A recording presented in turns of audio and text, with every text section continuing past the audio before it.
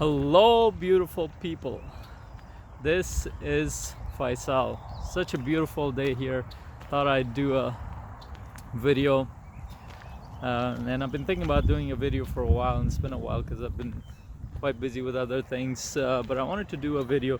I just had a conversation with a gentleman, an individual who was talking about the Raptors game, and I don't really follow sports that much, but he had a strong emotional reaction to the fact that they lost yesterday.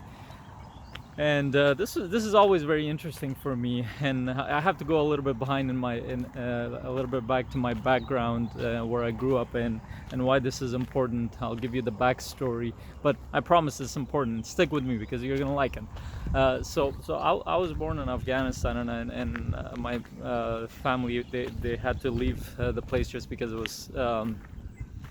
The country was destabilized because of the whole Soviet Union thing, and we ended up going to Pakistan, living there for a while, for about 13 years, and then from there we moved over to Canada, my family and I, about 18 years ago.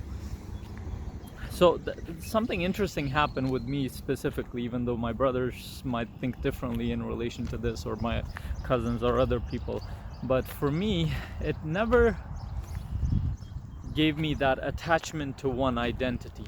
So you know how people have this nationalistic identity, as in, oh, I'm Canadian, I'm American, and or I'm Afghan or whatever, and they're always going around putting other people down based on that identity, or not. In some cases that's very positive, but in my case I never felt that attachment to that, just because I never really felt like I belong to that just one group, even though I do have that identity within it.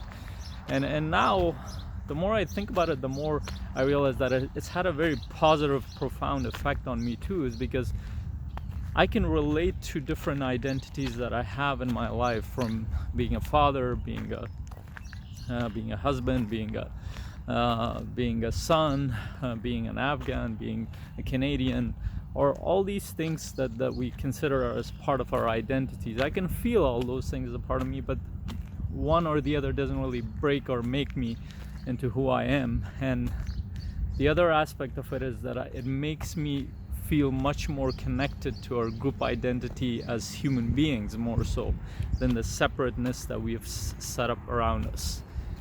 And I know it sounds cliche that, well, we're all humans, we're all one, but it's a little bit deeper than that, just because I feel like if we feel that connection with a fellow human being, regardless of where they're from, regardless of what they do, regardless of what they feel connected to, if you feel that connection rather than describe that connection, or make yourself believe that philosophy that you're connected to other human beings, and we are in reality, but if you feel that connection, and I do, and that's been one of my biggest attachment, has been feeling connected to other human beings. That's why I do the work that I do. I work with people because I feel like if we want to create a better world, everybody has to do their part.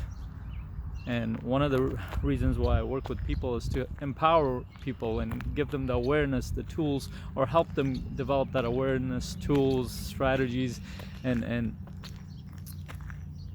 the ability to not only connect with themselves, but to the rest of humanity, and in a sense to the rest of nature around us, to feel that connection. Because if you feel connected to the person or the thing that you call other, then you're not going to really see them as other. They're still other in the physical sense, but you will feel connected to them. That could be analogous to, let's say, your child or your brother or your sister. Even though they are different, but you feel that they're an aspect of you. That's what I'm talking about when I feel that connection. So in a sense, we feel that towards our family or towards our closest friends. But what we tend to do is we have these thoughts that separate us from the rest of humanity, or the rest of our human family, because we're taught that, no, you're Indian or you're Canadian, and those people other or different from you. Yeah, maybe superficially they're different, but what connects us all is that connection, that consciousness that we all have. We have terms for those. We have a collective consciousness and we have an individual consciousness. And a lot of people focus on different group identities as being their collective consciousness, which is not really true in the grand scheme of things. So I know I went all philosophical on this, but the point I was trying to make is that for me personally, somehow based on my life experiences and the type of mind that I have, or the type of consciousness that I have, I've felt connected to human beings to a greater extent than people, let's say, from my own culture. So even though I might relate more to people from my own culture in a lot of senses, I can relate to any human being just because I feel that connection with them. And my role is always to see how we can inspire other people to become that, not only that better version of themselves, but develop that awareness to see that connection with other human beings, and ultimately see their connection to everything around us, to the universe, to nature around us. Because the more connection we see, the less we'll harm others and ourselves. The more separation we see with each other, the more inclined we are to harm others. And there's something that I think Alan Watts says, that if you really want to harm another culture, another set of people, all you have to do is call them, degrade them below that level. So if somebody is human, you're going to look at them similar to you, that they have needs, they have wants, they have they have desires, they have dreams that are very similar to yours, so you can relate to them. But if you want to make them an enemy, you have to basically, you're gonna name them as barbarians or subhuman or animals, or whatever you want to call them. You turn them into something less than human, and then it becomes easy to justify the harm that you're doing to them. And people do that all the time, from calling somebody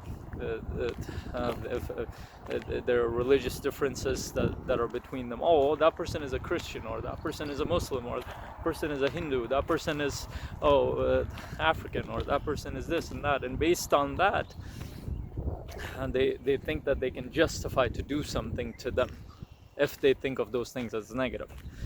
So our job then, it becomes, as human beings, to not only understand ourselves but understand other people, and to find that connection, that common ground between us, and see how we can work together to develop this life. And at the end of the day, we don't really have much of a choice. And this is a funny thing, because if you look at the world, we've never been this interconnected globally, and we're constantly having to deal with other cultures, other ways of life, other ways of thinking. And if you haven't really analyzed the world in a bigger perspective, and your own thoughts and your own culture and your own awareness, then you're gonna struggle a lot in the next few years, just because if you think everybody's wrong and you're the best person to find the only solution, or you have all the solution in the world and you're the one doing everything right, you got problems, my friend.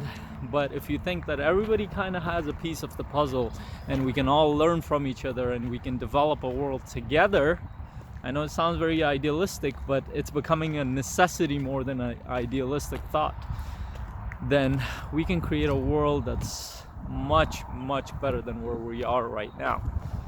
Not only just for the 20% of the people living in the West, but the rest of the world who are struggling with all sorts of basic problems as safety, security, shortage of food, water, things that are basic necessities. And not only that, but education and other things that can elevate you to the next level. So I know this became a little philosophical, but I hope you got the point in this, and I hope I delivered that point. But once again, take a look at how beautiful it is. And if you have any thoughts, comments, questions, please post below. In my next video, I'll try to do it much more structured, less all over the place. But hopefully this was of value to you. If you want me to talk about a video or anything, or a topic, not about a video, but about a topic, please let me know. Until my next video, have an amazing day. Bye.